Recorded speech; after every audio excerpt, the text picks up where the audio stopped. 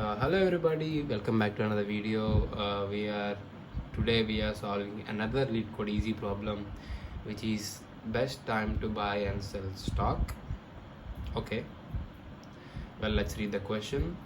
You are given an array prices where prices I is the price of a given stock on the ith day. Okay, you want to maximize your profit by choosing a single day to buy one stock and choosing a different day in the future to sell that stock. Okay, so it's like you want to choose a minimum value, and then after choosing that minimum value you have to choose a maximum value, right? So that the difference is more profit. Return the maximum profit you can achieve from this transaction. If you cannot achieve any profit, return 0. Okay, let's once look at the examples. Let's zoom in.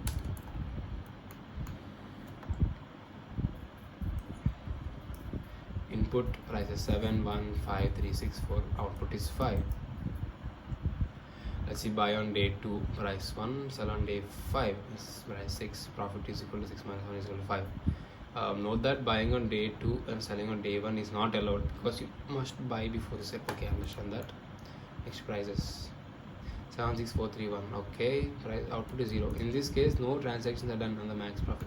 Yeah, because we couldn't get any profit, there's only loss. This is a falling stock. We got constraints here.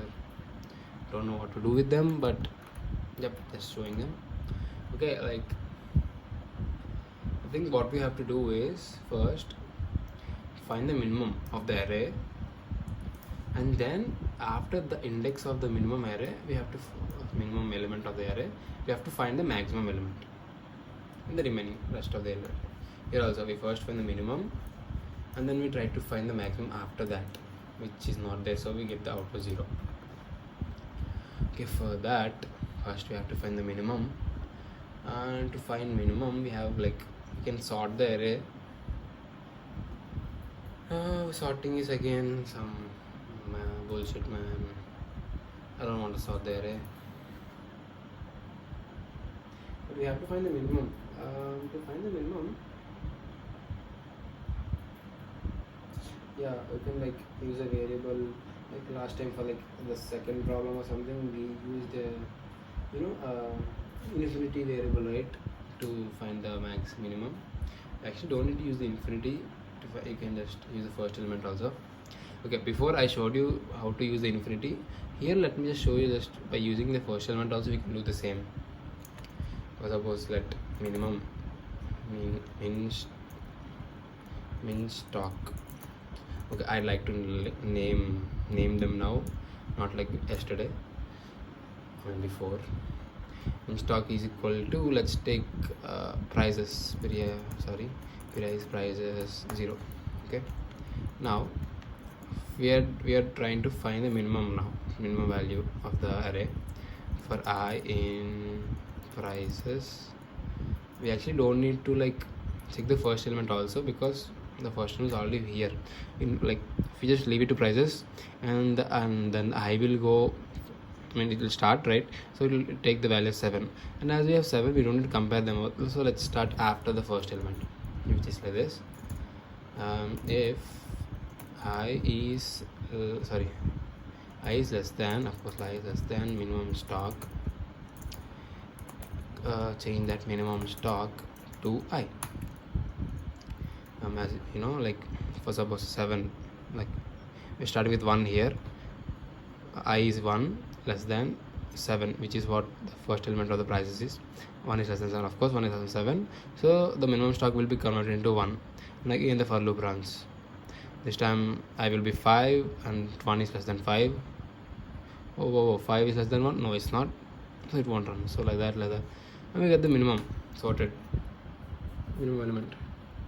Now what we will do is we will find the index of the minimum, just like we did for the before problem, and we remove the rest of the array from that, and from that again we have to find the maximum, and then we see if, oh my god. Okay, chill, let's go one thing at a time. For now, let's find the index of the minimum element. Can we directly find the index here? We can find the index, right? We can find the index right here, bro. What are you doing? Like, instead of doing this, we can write range. We can take length. Length. Wait. Okay, the length is not fixed. Let's just say L. Capital. Let's just say L. L equals length of prices. Should I do only for that? It's fine. Here we do for I in range 1 comma L. If prices box I is less than minimum stock, then minimum stock is equal to prices. We don't need, we need to change that also. Prices, if we get the prices as well as the index of stock equals I. Let's just add the index of stock also. Index of stock equals 0. What about the first element, man? What if the first element is the minimum? If the first element is the minimum, we are cooked. So let's just make it into infinity, man. What is it? A float brackets inf as opposed to infinity, and we can just run it normally here. Yep. Okay, good.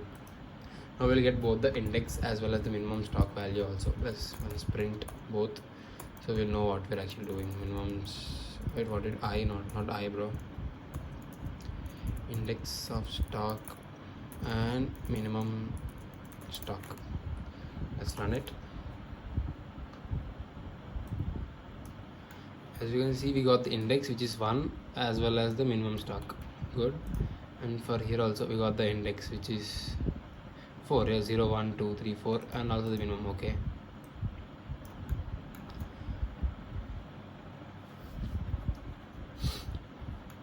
Okay, now we have like some things we have to cover. The first thing is, if the minimum element is the last element, like if it is not the last element, if it is somewhere or here or somewhere else other than the last element, there will be some profit. There can be some profit can be made. Other than that, it will be no profit. So what we'll do is, we found the length, right? So we'll let the condition like, if the index of the stock equals length minus 1, we can return 0 as value, because like if the length is 5 and then minus 1 4 and the index is also 4, there's nothing on the right side, bro. We can't sell it, you get loss. See one. Let me run it. Oh, what happened? Oh my god, what I forgot, sorry. Now run it.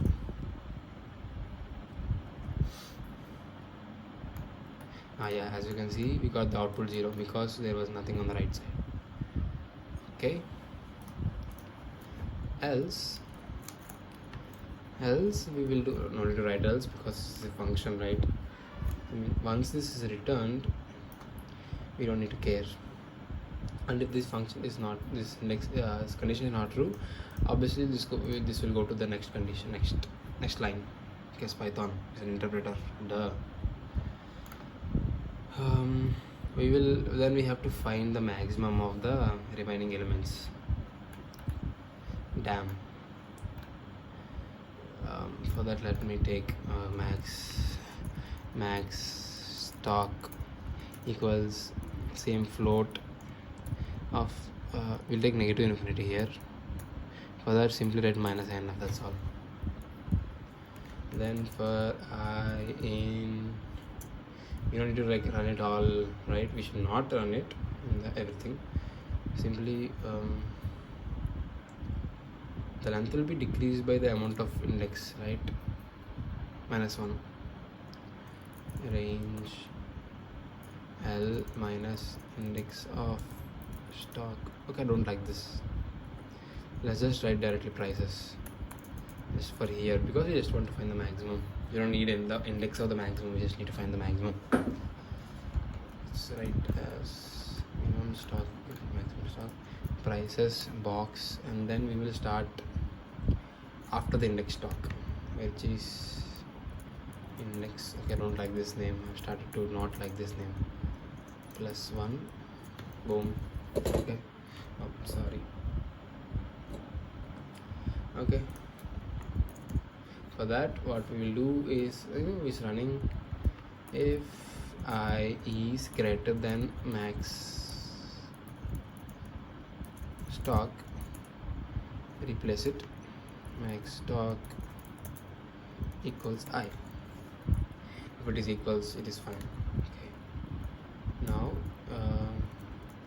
we need to return. You can return directly the number, so you can just return the minimum stock minus the maximum stock, which is max stock minus min stock.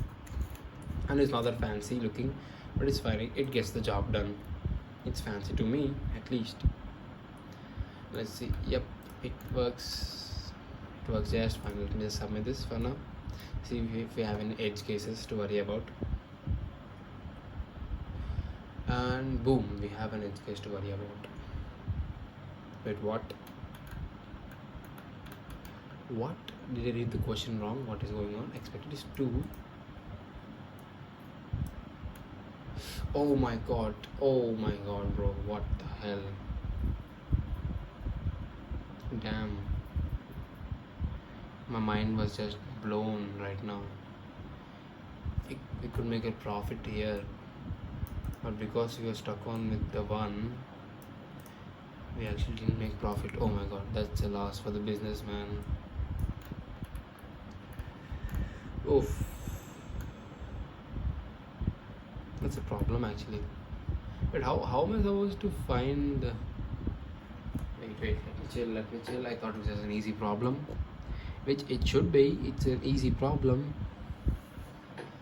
Damn, bro. It's a big bomb just blasted on me. Blasted.